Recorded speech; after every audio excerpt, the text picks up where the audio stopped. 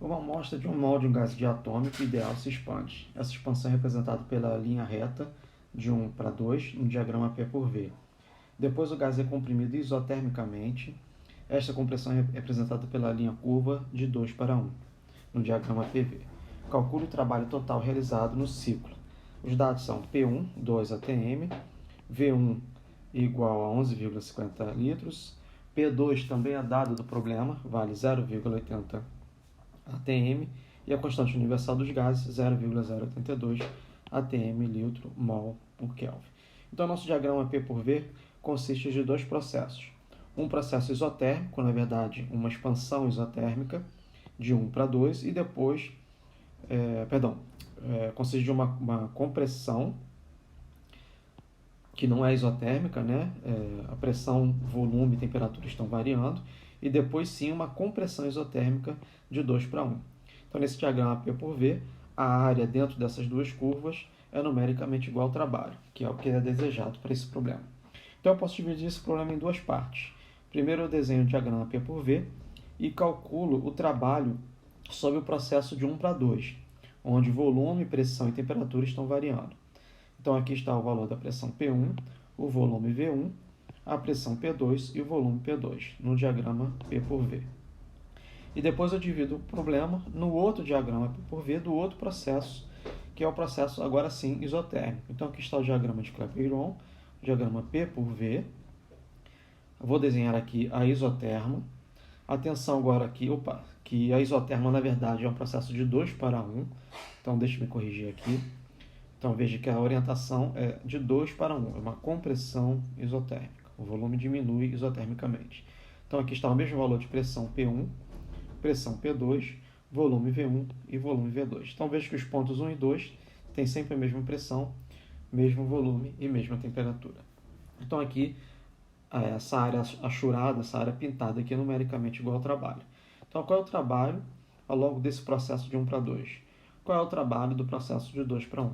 Então, o trabalho depende do processo. Nós vemos isso porque as áreas são diferentes. Então, agora eu vou calcular o trabalho da situação A e o trabalho da situação B. Na situação A, o trabalho de 1 para 2 é numericamente igual à área desse trapézio. Então, vemos aqui a figura de um trapézio. A base maior, a base menor e a altura. Então, o trabalho é igual a base maior, B, Bzão, mais a área menor, que eu vou chamar de Bzinho, vezes a altura dividido por 2. Como base maior, eu vou considerar aqui a pressão, que é, neste caso, P1. Então, P1 menos 0. Então, vai ser do valor de P1 até o eixo do volume, onde a pressão seja 0. Então, aqui eu vou escrever. Só um minutinho que eu vou trocar o lápis.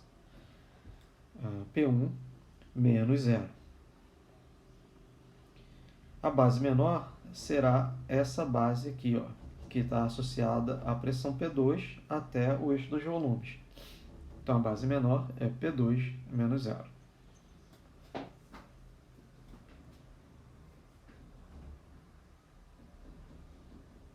Agora eu vou calcular a altura, né? A altura aqui, nesse caso, são os volumes, V2 menos V1. Então, a altura aqui será igual a V2 menos V1. Tente calcular a área sempre de forma que dê um número positivo. Tá? É a sugestão que eu dou para vocês. Depois você analisa a orientação do ciclo e atribua o valor do sinal, né? Olhando a orientação do ciclo. Nesse caso aqui, esse trabalho será positivo no sentido horário. Né? Essa seta no sentido horário define trabalho positivo. Então, aqui vai ficar a base maior, P1 menos 0. Então, P1, a base menor, P2 menos 0, P2, vezes a altura, V2 menos V1 dividido por 2. Então, aqui vai ficar P1 mais P2. Atenção, né? P1 mais P2, que multiplica V2 vezes V1 dividido por 2. E agora eu vou calcular o trabalho da situação B. Agora aqui eu não tenho como calcular essa área, porque eu tenho uma hipérbole aqui, né? Então, a melhor forma de calcular esse trabalho, né, nesse processo, atenção, de 2 para 1, é calcular o trabalho via integração. Tá? Então, o trabalho nesse processo de 2 para 1, é a integral de PDV.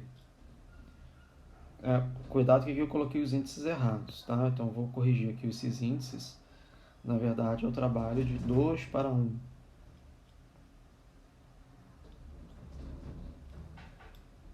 Só um minutinho que eu vou apagar isso aqui.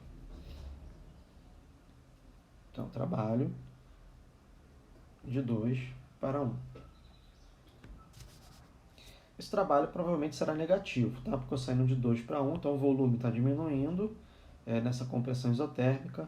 Então, ao resolver essa integral, o valor que vai sair do resultado da integral será um valor negativo, tá? De 2 para 1. Então, vamos lá. Então, o trabalho de 2 para 1 vai ser integral de 2 para 1 da pressão. Como é um gás ideal, a pressão vai ser nRT dividido pelo volume vezes dV. nRT é uma constante, né? Porque o processo é isotérmico, então T é constante, R é constante, número de mols é constante. Então, trabalho de 2 para 1, nRT, é a integral de 2 para 1 de dV sobre V. Veja que aqui eu coloquei 2 em 1, somente no final eu troquei V2 por V1. Eu não tenho certeza qual será a variável de integração é V, então aqui eu substituí os índices de 2 em 1 por V2 e V1. Então, trabalho de 2 para 1, nRT log de V1 menos V2. Olha só, né? Por isso que vai ficar negativo. V1 é menor que V2. Log de um número menor que 1 é negativo. Então, aqui eu tenho os trabalhos no processo A, que é de 1 para 2, e o trabalho do processo B, de 2 para 1. Então, no ciclo termodinâmico, o trabalho total, o trabalho líquido, né? O trabalho resultante será o trabalho de 1 para 2, mais o trabalho de 2 para 1. Os sinais vão aparecer automaticamente aqui, tá?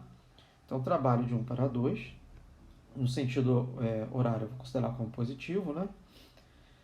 Então, vai ficar a soma das pressões vezes a variação do volume dividido por 2.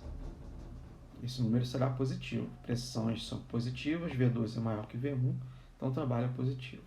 Mais nRT log de V1 sobre V2. Esse trabalho aqui será negativo, porque eu tenho uma compressão isotérmica. Agora basta substituir os dados do problema. Vejamos aqui quais são eles, né?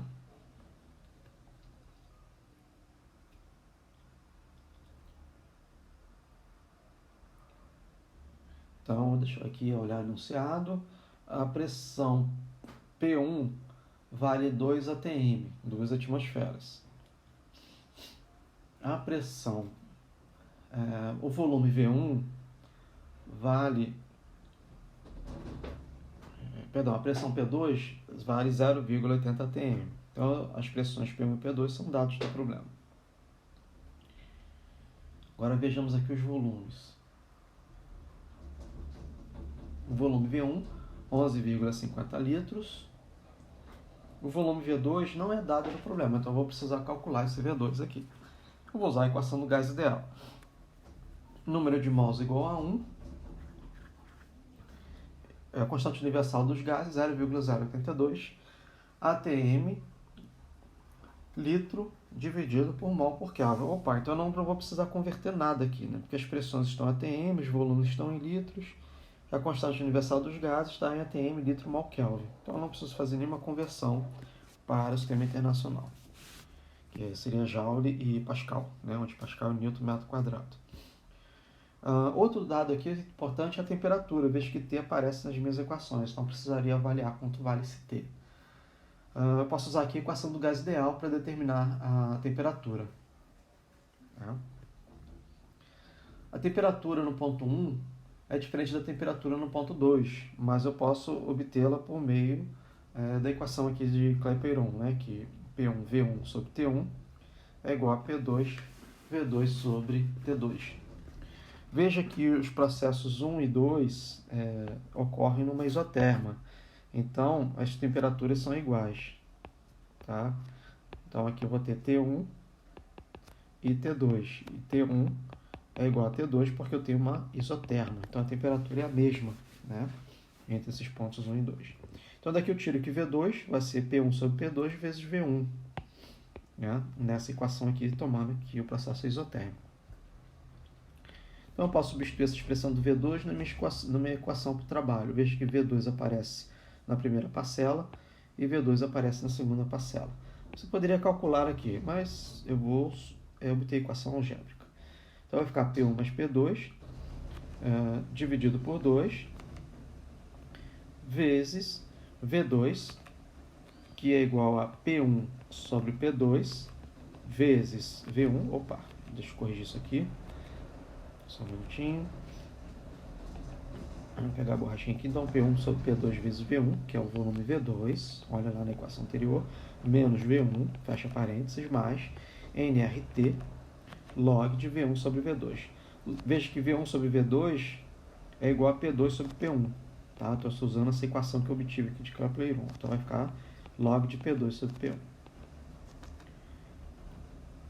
Então, aqui eu vou nRT, né? Eu posso substituir a equação do gás ideal, é igual a P1 vezes V1, ou P2 vezes V2, né? P1 V1 é igual a P2 V2. Então, tanto faz aqui usar uma equação ou outra, porque o processo é isotérmico. Então, vai ficar P1 sobre P2 dividido por 2, que vai multiplicar aqui P1 sobre P2, vou colocar V1 em evidência do lado de fora, então menos 1 vezes V1, mais P1 vezes V1, P1 vezes V1, log da razão P2 sobre P1. Observe que P2 é menor que P1, então esse log aqui será negativo, como deveria ser, né? O trabalho aqui nesse processo de compressão isotérmica será negativo. Então, vamos substituir os valores agora. Então, P2 vale 0,80 e P1 vale 2. Aqui novamente escrevi invertido, né? Mas 0,80 mais 2 dividido por 2, que multiplica P1, que vale 2 atm, sobre P2, 0,80 atm, menos 1, que multiplica o volume V1, que é 11,50 litros. Aqui não estou colocando as unidades, porque eu sei que o resultado será atm vezes litro. Mais P1 vezes V1, 2 vezes 11,50 litros, log de P2, que é 0,80, sobre P1, que vale 2,0 atm. Fechando parênteses, agora eu vou para a calculadora, já fiz aqui essa continha anteriormente. Então o trabalho será um trabalho positivo, esse trabalho será positivo na expansão, 24,15 atm vezes litro, e o trabalho na compressão isotérmica será negativo, por causa do log aqui, né? Menos 21,07 atm litro. Então o trabalho resultante tem a diferença aqui de 3,075 atm vezes litro. Aqui eu vou fazer um arredondamento. Então, trabalho resultante líquido 3,1 atm vezes litro. Então, está a solução deste problema. Veja que o trabalho líquido é positivo. Esse trabalho líquido é justamente, ou é numericamente igual à área dentro desse ciclo fechado do estado 1 para o estado 2. O trabalho é positivo porque a área do processo de 1 para 2 é maior que a área do processo de 2 para 1.